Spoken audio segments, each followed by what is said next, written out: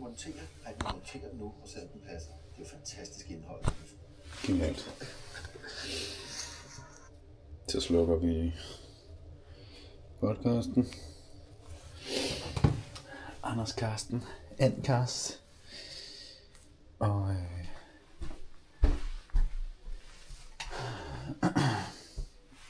skal vi måske bare lige have noget her. De kan lige blive til vask.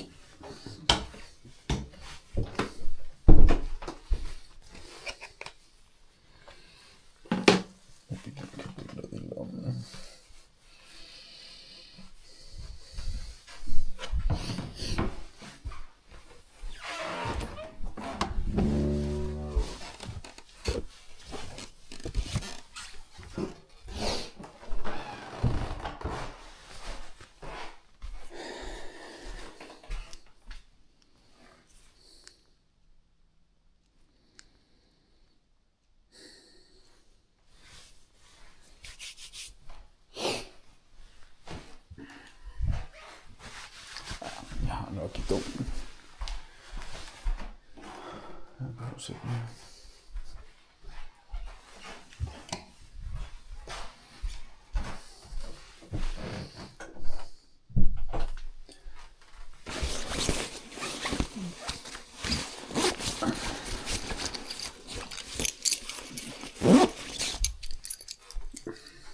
Sådan en rigtig god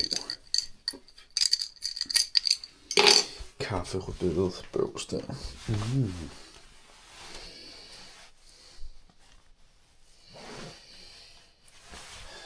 Det kan være, at vi for syns skyld skal tage et par hurtige løbesko på. Nej. Jeg tager sgu den her,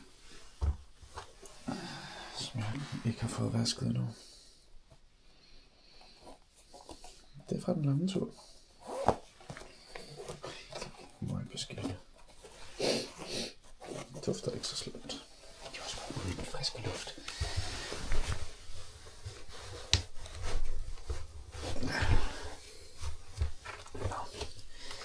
Hvornår bliver man gammel om til, når man går og stønner hver gang man skal bøje sig? Er det pis? Så er jeg gammel.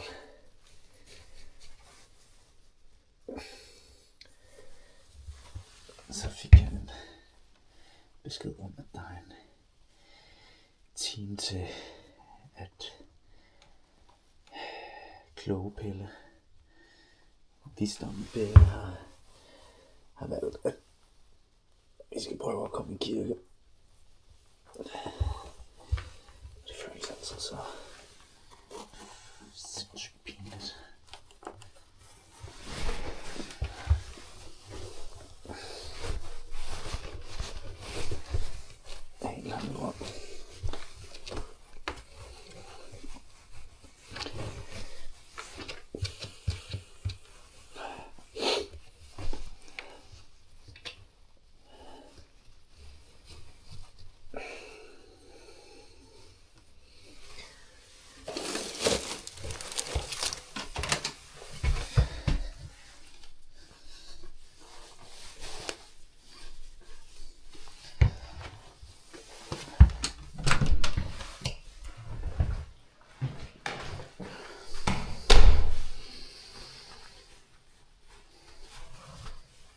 Så skal vi bare lige åbne skrabet.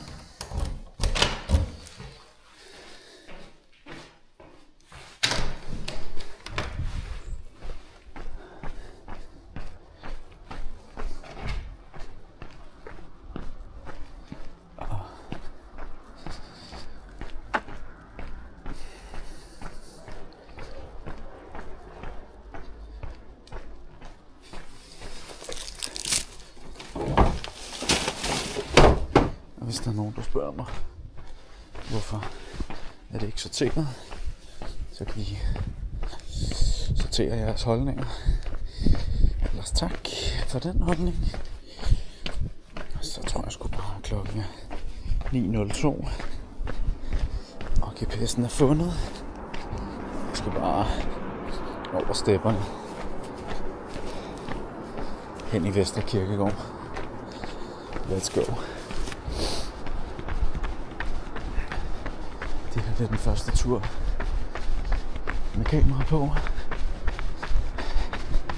Så det bliver spændende at se, om der kommer en eller anden Karen. Eller om der ikke gør.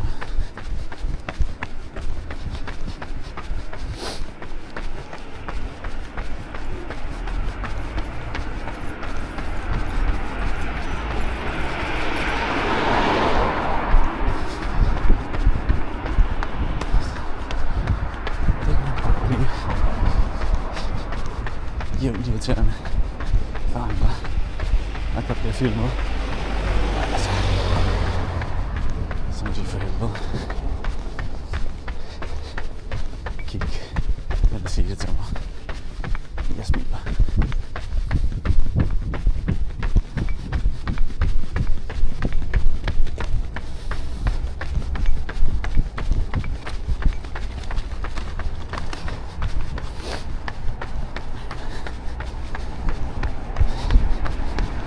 Det er ikke fordi folk ikke er vant til at blive overvåget alligevel i det her samfund. Så vi kan lige så godt gøre det privat.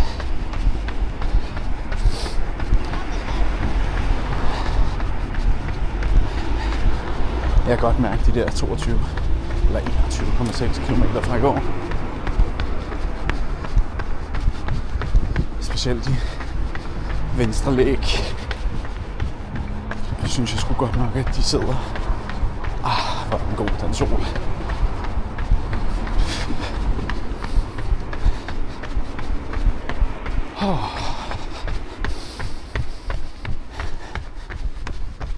Jeg kommer helt ned i gear.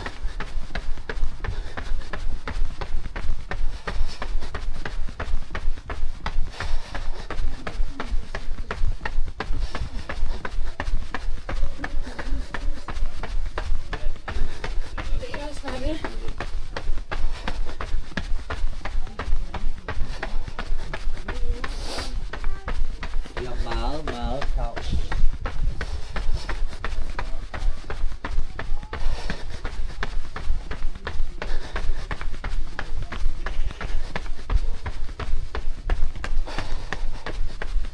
Vesterbro viser sig fra sin skønne side, selvom det er sindssygt koldt fra hænderne, så er det virkelig en dejlig temperatur. Og det er også noget vejr her, jeg håber på til nogle lange løbeture.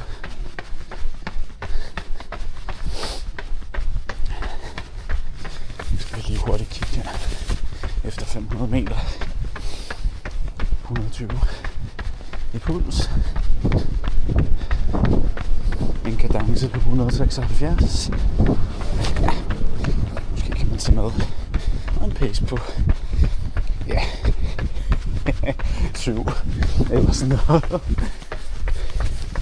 Det er ikke meningen, det skal gå stærkt lige nu.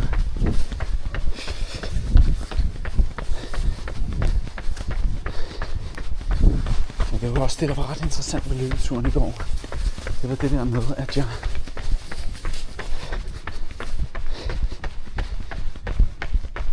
det første lange stykke tid havde en virkelig høj puls. Ubehageligt for tallene. Altså for mig gør det sgu ikke så meget. Men så er det jeg speedet op nærmest et minut hurtigere på pacen. Ned til 35.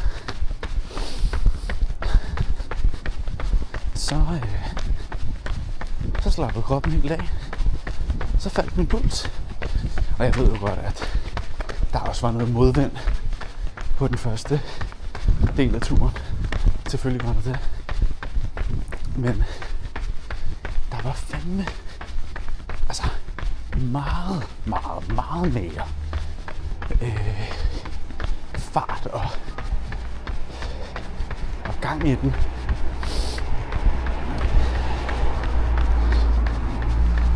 Lige her går det jo for eksempel op ad bakke.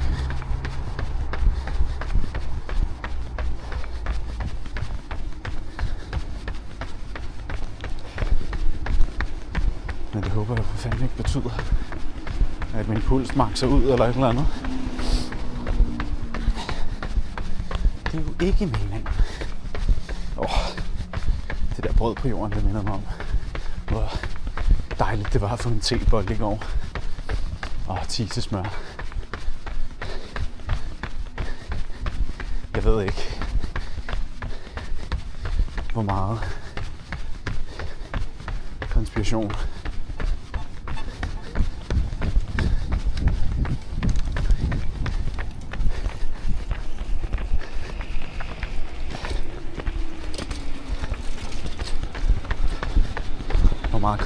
I er nede i på X. Men prover i de der skide Arla-produkter og alle mulige andre uøkologiske mælkeprodukter, det er... Altså, jeg var i forvejen lidt ræd for at spise ude på grund af solsikkeolie og sådan noget shit. Men nu er det jo stukket helt af for mig. Nu er det nærmest sådan, at når jeg skal ud og spise,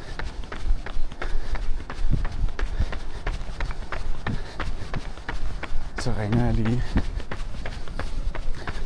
et par dage før, eller når jeg lægger bestillingen, for at være sikker på, at de steger i fedt eller olivenolie, og at de ikke bruger uøkologiske mælkeprodukter. Man kan sige, at det er en nem måde at slippe for at blive fristet af McDonald's og Burger King og sådan noget.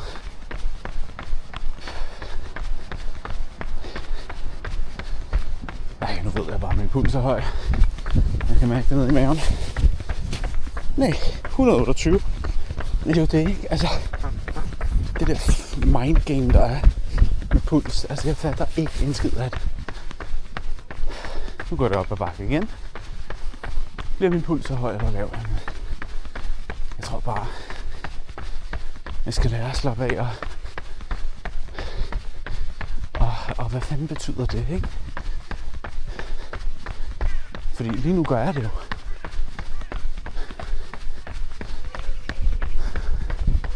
Og måske, nu kommer der godt nok masser af modvind. Jeg ved ikke, hvordan mikrofonen bliver i sådan noget vejr her. Det kan være, at jeg slet ikke kan høres. Så må I bare nyde vinden.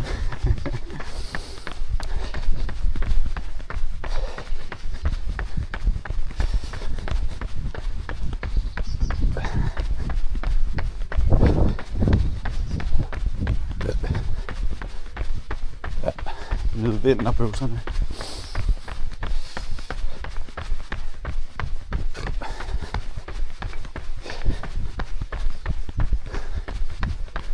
Jeg kan virkelig anbefale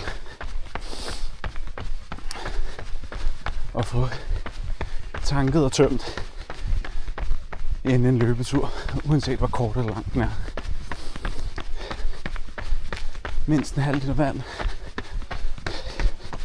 og gerne noget lignende ud, samt en lille lort. Men udover det, så kan jeg også anbefale altid at sørge for, at på den første kilometer, altså højre, at der lige er et toilet eller et eller andet. Sådan så vist nu, så kan man få afladet besørget.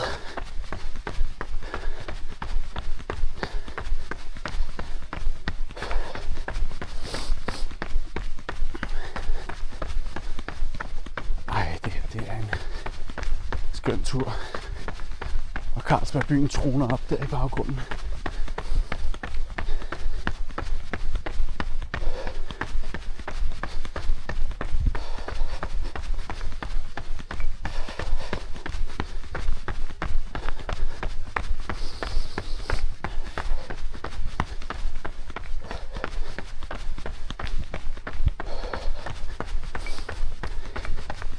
Det er jo også interessant at løbe rundt med et kamera. Hvis nu politiet skal bruge noget om den der bil en dag, så har vi det. Fordi han har nok sovet her, ikke? Og smidt en masse lattergasflasker.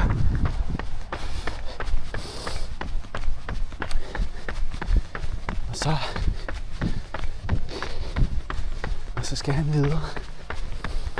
Og det er jo rart for dem, hvis de pludselig efterlyser en eller anden, at jeg har det materiale. Det er jo en barnedrøm at få lov til at hjælpe med i en efterforskning, som bliver til noget.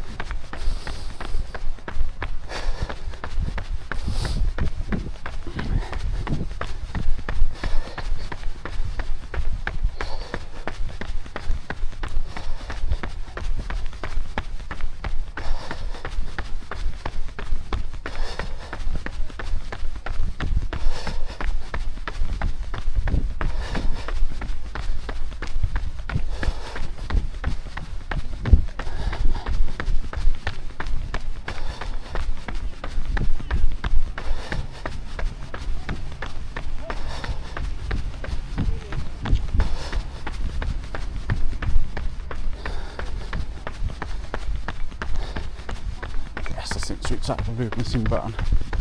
Altså, det har jeg så kæmpe respekt for.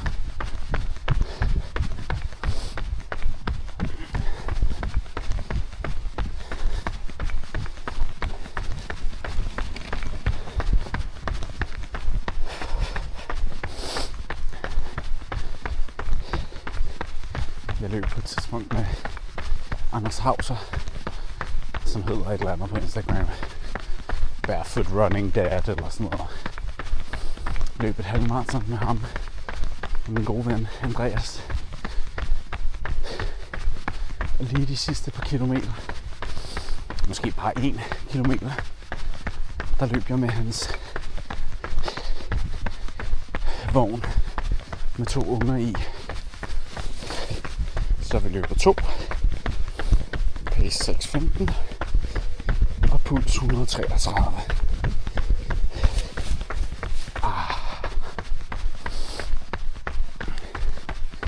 Og det var en fed oplevelse at løbe med den vogn der. Den skulle skubbes. Hold kæft, det var hårdt for hænderne, for armene. Pludselig blev løbet en full body øvelse som roning. Jeg skal have de der børn der engang. Snart. Eller snart en gang. Så bliver det fucking fantastisk at løbeture, hvor de bare sidder låst fast. De får en rystetur. Jeg får en løbetur.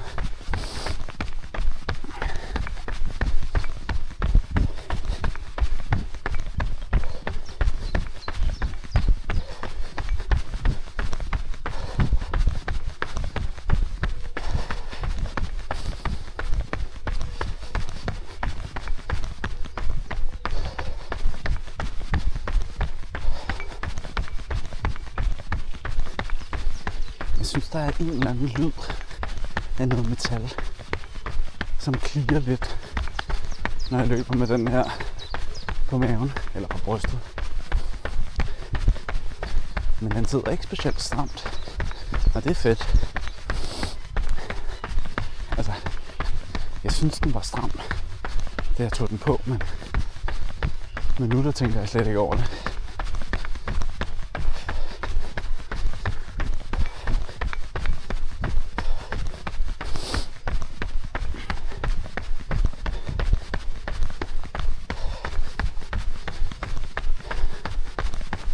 Vi er snart halvvejs her på Vesterbro 5'eren. Min daglige løbetur. 6 ud af 7 dage. 7 ud af 7 dage snart måske. Det kunne være sejt.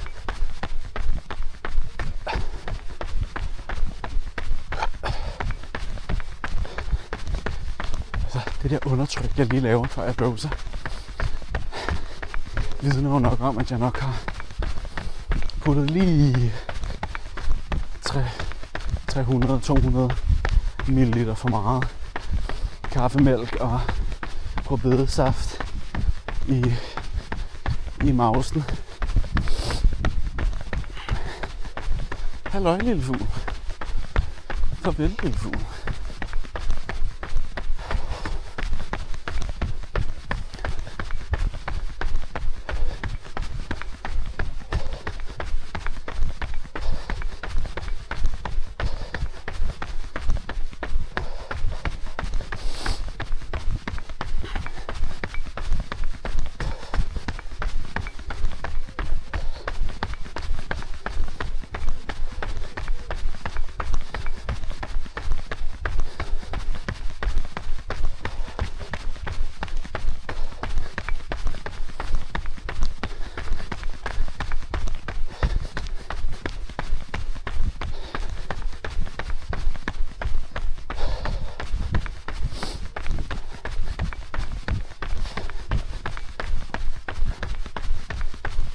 Det der er dejligt ved sådan en løbetur her, når jeg så er varm, det er, at den nærmest bare løber sig selv. Jeg prøver at huske at slappe af i ansigtet og ikke tænke for meget over mine ben og fødder.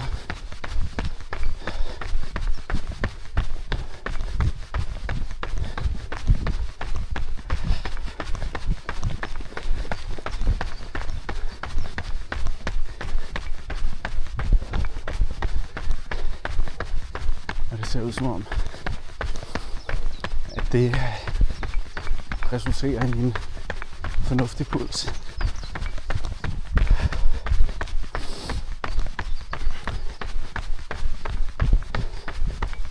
Uret foreslår, at jeg løb 36 minutter i dag.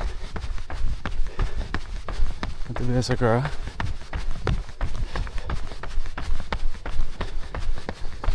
Det kan godt være, at jeg er i gang med at fare vild nu og lige må løbe tilbage. Men normalt har den her vej været lukket de sidste mange dage. Så jeg skal lige ned og se, hvad det er, de har lavet. Hvis de har lavet noget overhovedet. Ej, der er bare afspærret mere.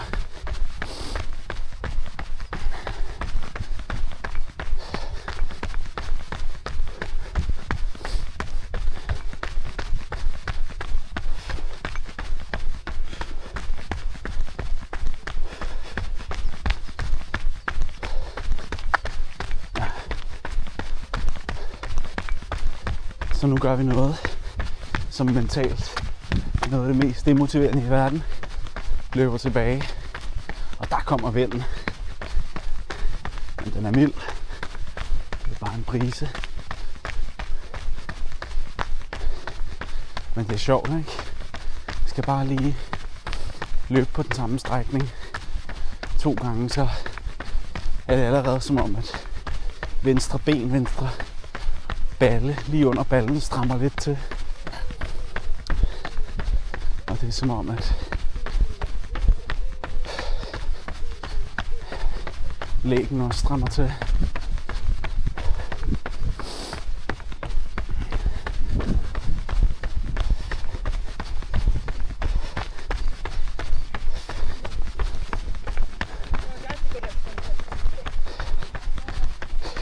Og der kunne jeg jo heller ikke komme igennem. Jeg skal ned ad den vej, jeg plejer at tage. Så kommer vi også forbi gudinden, eller hvad hun er. Jeg ved ikke helt, hvad hun er.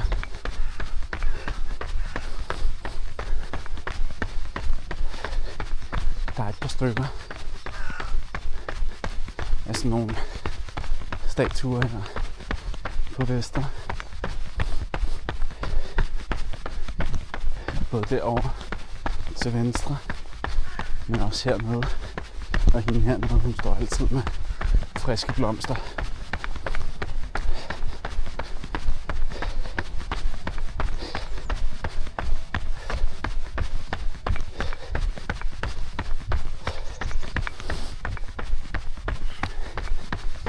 Min venstre lille tog ovenpå den fylder sig helt klart klemt lige nu. Men det er noget, jeg lige må prøve at ændre på.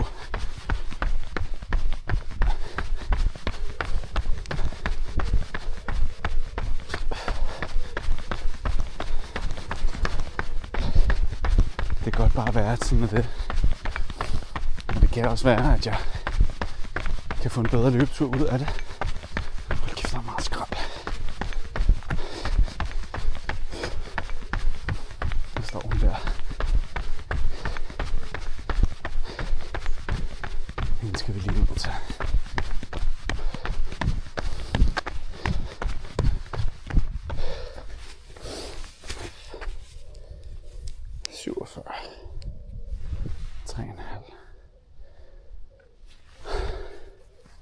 Så det jeg tænker lige at gøre, det er lige at prøve at løsne skoen lidt her, for at se om det skulle hjælpe.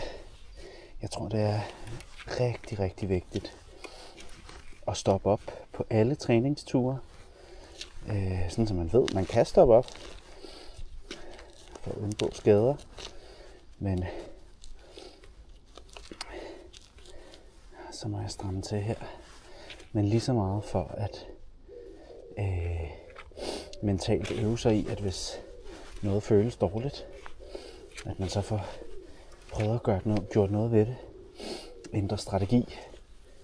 Fordi der kommer til at være en dag, hvor man skal løbe med en sten i skoen, og at man kan fjerne den, så skal man gøre det.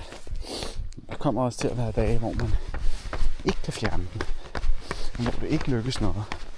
Hvor det ikke lykkes at forbedre ens løb. Hvad fanden har de lavet med de flasker? De eksploderer. Men så er det rart at vide, at man har gjort forsøget på at forbedre ens situation. Fordi nogle gange så er det bare sådan, at man skal igennem det værste. Og no matter what, så skal man igennem helvedes ild og sige hallo til kokken. Men tricket må være altid at forsøge at gøre ens udfordringer så lette som muligt. Det er en stor nok udfordring at skulle løbe. Der er ingen grund til også at skulle løbe med en klemt lille tog.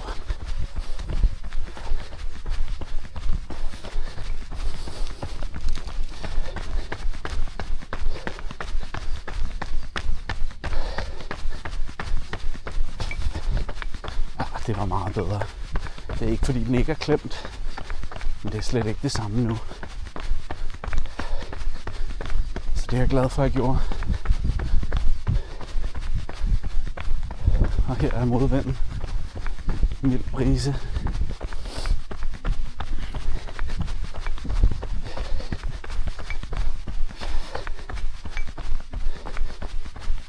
Jeg ved ikke, om man lige kan ane en skygge.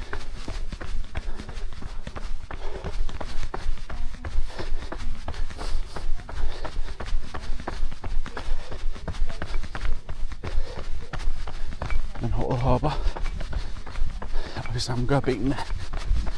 Jeg synes, jeg ser stærk ud i den modvind her.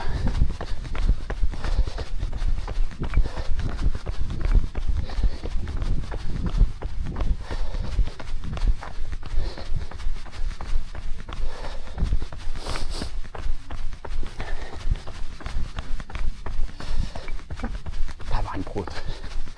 Sådan er det, som min frisør, eller som yogaens frisør egentlig siger til mig.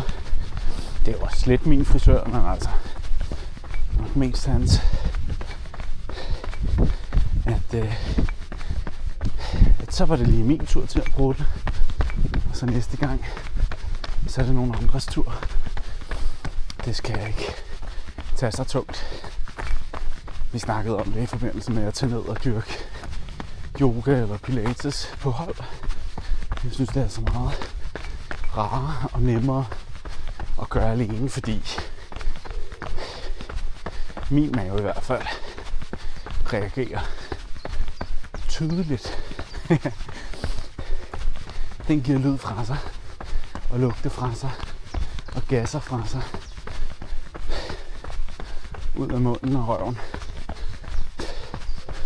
Som Kirsten Birgit siger, røvhulshullet, når jeg dyrker sport.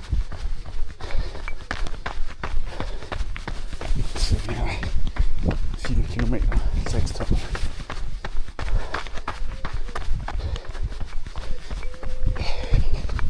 ...148, 146, kadence 172. Jeg er glad.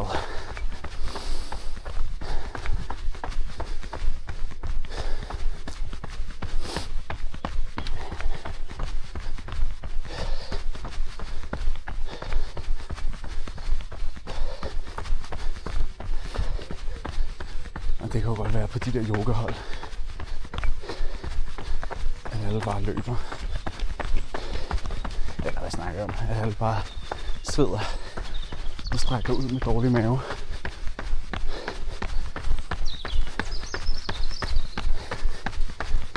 Og tarmproblemer. Men det kan jo også godt være, at de reelt bare skal prutte mindre end mig. Og det er også så fint.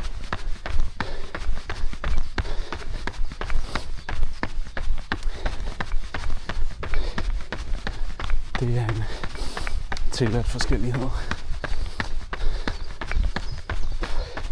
Nå, nu kommer cykelkrydset. Så må vi se, om jeg bliver kørt ned af en fartbølle. Kommer ikke nogen på venstre.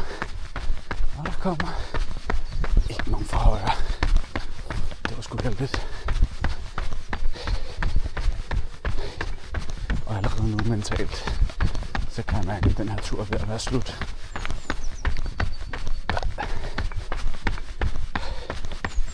Kroppen synes noget andet.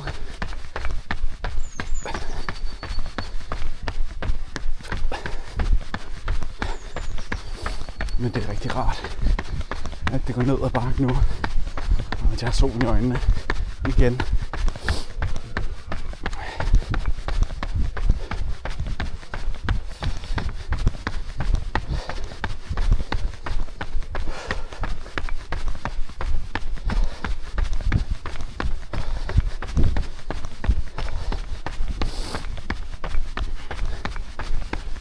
Jeg lige en tanke, om jeg skulle have stoppet ham der, bilisten inde på kirkegården, som havde smidt om sig med lattergasflasker. Det er rodet svin. Men jeg tænker, at jeg har sådan en kamera på.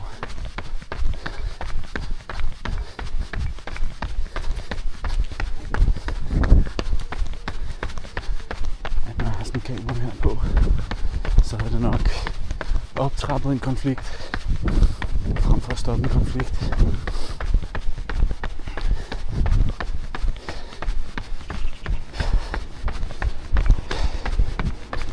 Og det er nok meget, meget sandt.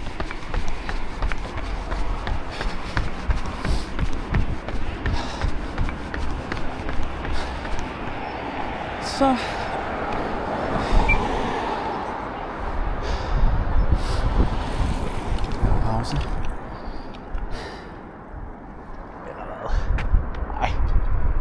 skulle jeg have gjort noget før.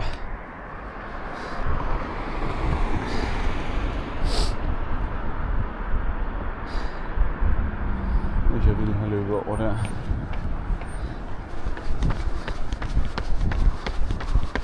Det kan lade sig gøre. Kan det da.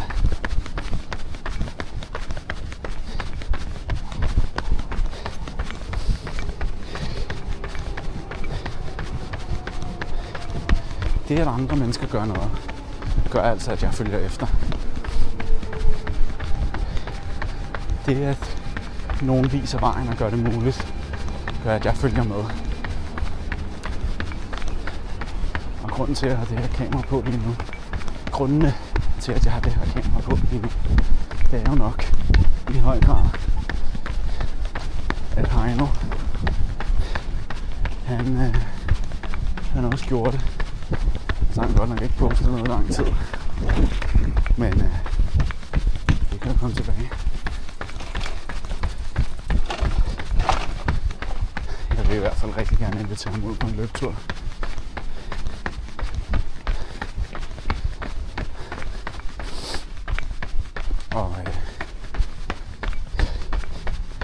Og løbe med ham.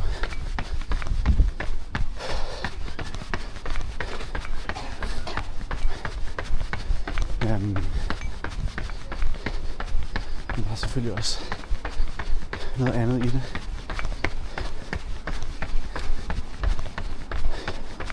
For mig handler det rigtig meget om at få tilføjet noget meningsfyldt.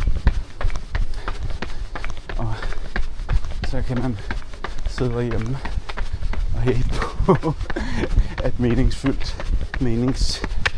det meningsfulde liv for mig, smut med dig du, er at dele liv online eller ude i virkeligheden. Men altså, der var sgu nok en grund til, at jeg lavede rapmusik og børnemusik. Det var egentlig også svært at kalde det børnemusik. Jeg synes jo ikke selv, det var børnemusik. Jeg var bare et barn, der lavede det. Jeg følte mig så voksen.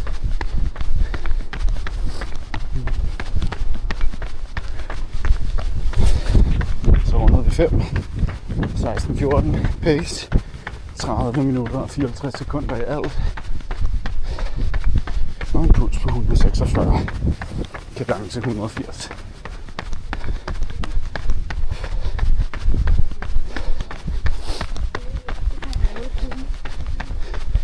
Det er rigtig, rigtig godt.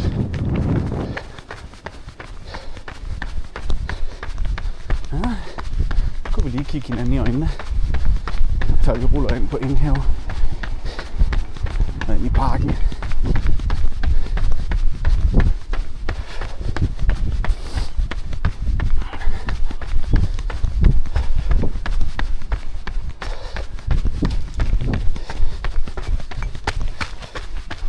Let's go. En dag skal jeg lave et intervalløb her mellem hver 3.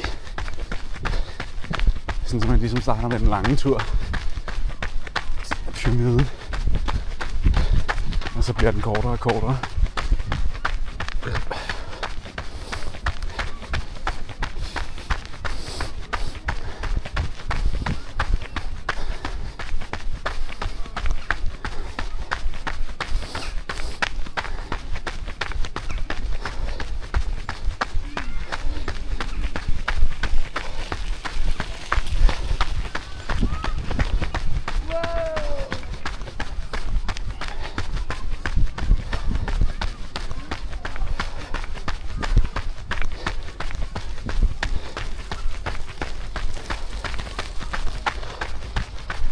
I forhold til, hvordan det her kamera har fungeret for mig på løbeturen, så aner jeg ikke hverken mikrofonkvalitet, eller billedkvalitet, eller i det hele taget, hvad jeg kan bruge det til. Men nu skal det ud, og så må jeg bare sige, at selve strappen og vægten af kameraet, nu er det lige lidt modvind igen, lidt hårdere modvind. Selve strappen på kameraet er rigtig nice.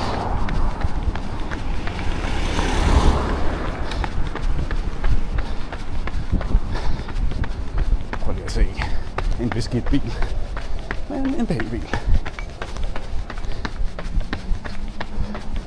Nå, nu ved jeg sgu da, hvad det der er. Der siger som en metallyd, det er min nøgle, der rammer min telefon.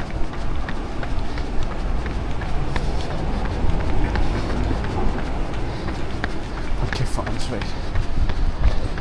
Det skulle jeg da have vidst. Ja, der er ikke nogen underlig lyd.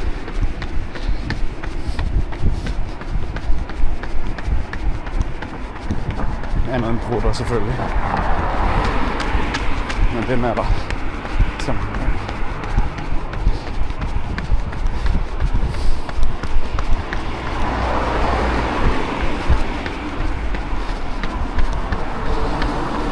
Det er nok ikke meget værre.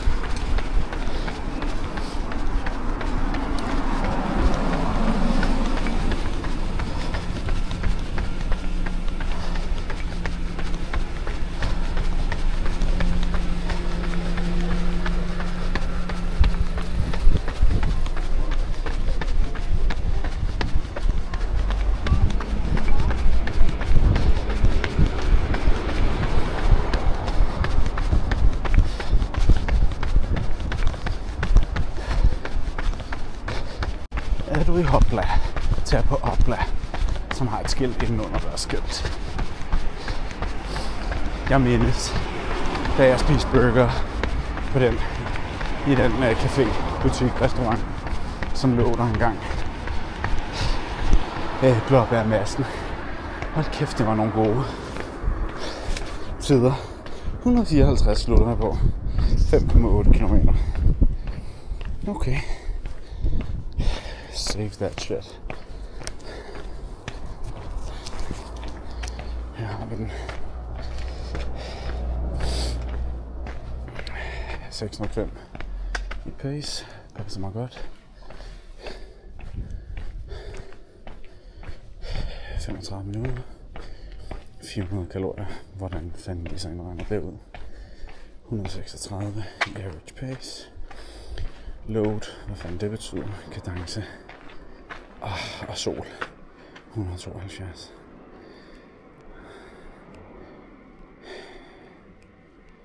Heart rate. Fedt. 8 minutter i zone 2. Super sejt. Mest i zone 3 selvfølgelig.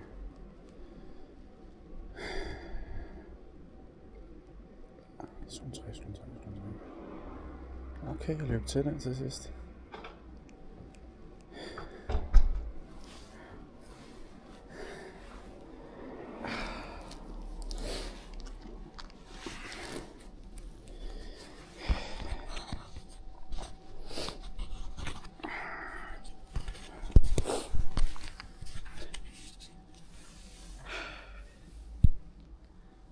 Det som der er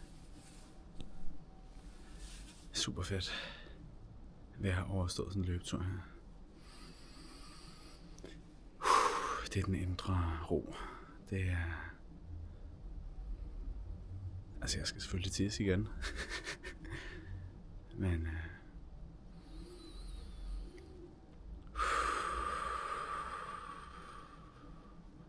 det er at min krop bare kan slippe. Jeg visker nærmest, ikke? Jeg kunne jo faktisk godt nå i sauna. Men jeg tænker, kirke, lidt federe. Ja, cool. Altså, jeg ved ikke rigtigt, om det her det overhovedet kan bruges til noget, men den der selvkritik, den kan jo så slet ikke bruges til noget. Så jeg tænker bare, at det var det. Cool. Ha' en god søndag.